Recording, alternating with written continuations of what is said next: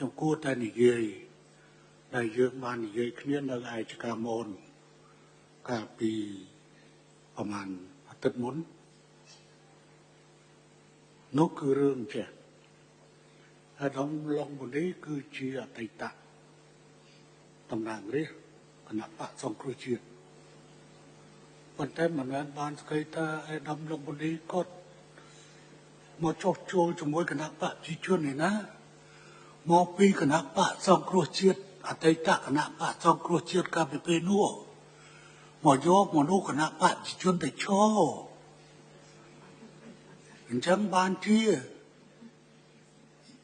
ខាងនេះក៏វាតការដែរបើសិនជាមិនដាក់លំមុននេះដាក់អ្នកផ្សេងគឺវាគង់ទៅជាប់អ្នកផ្សេងអញ្ចឹងបើគេហៅទៅហើយទៅឈរគេទៅជាប់តំណាងរាស្ត្របាត់ករណីដូចគ្នានេះកាលពីភ្លើងទៀនចូលរួមបោះឆ្នោតភ្លើងទៀនបានមកយកសមាជិកគណៈបកប្រជាជនទៅឈរខាងនេះក៏ចេះសម្រួលឲ្យទៅដល់ទៅពេលបោះឆ្នោតប្រសិទ្ធភាពបោះឆ្នោតក្រុមប្រឹក្សាបាត់រាប់រយសម្លេងហើយអាហ្នឹងជាសិទ្ធិរបស់គេជាសិទ្ធិរបស់គេខ្លួនឯងជ្រើសរើសវាមិនហើយឥឡូវកំពុងតែចាំដឹងថាខាងចន្ទៈខ្មែរក៏កំពុងតែរៀបចំរចនាសម្ព័ន្ធហើយខ្វះមនុស្សហើយខាងគណៈបកមួយទៀតភ្លើងអីកម្លាំងជាតិកំពុងរៀបចំរចនាសម្ព័ន្ធហើយកំពុងតែខ្វះមនុស្សទៀតបន្តិចទៀតមកគៀងគោយកគណៈបកប្រជាជនឲ្យទៅណា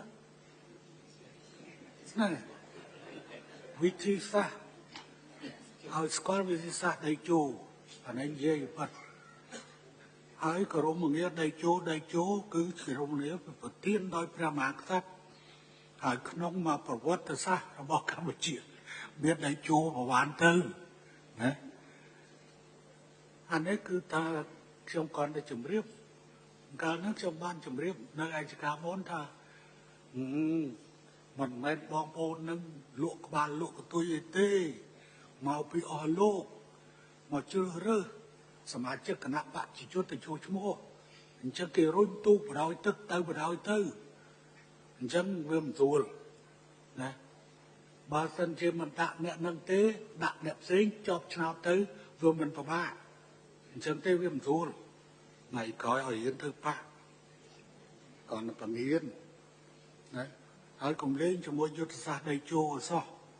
ហើយយុទ្ធសាស្ត្រដៃជោត្រូវបានបង្រៀនគ្រប់មនុស្សក្នុងទូអង្គនៃមេដឹកនាំគណៈបកប្រជាជនហើយអានឹងក៏នៃជំរាបជូនបើថាសើទេហើយអ្នកជាហ៊ុនសែនខ្លាំងមិនប្រកាសថាជាមនុស្ស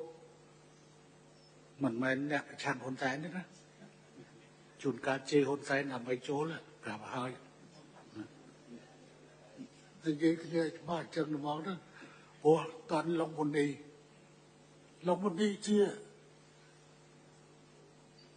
ជាតំណាងរាស្ត្ររបស់សង្គ្រោះជាតិ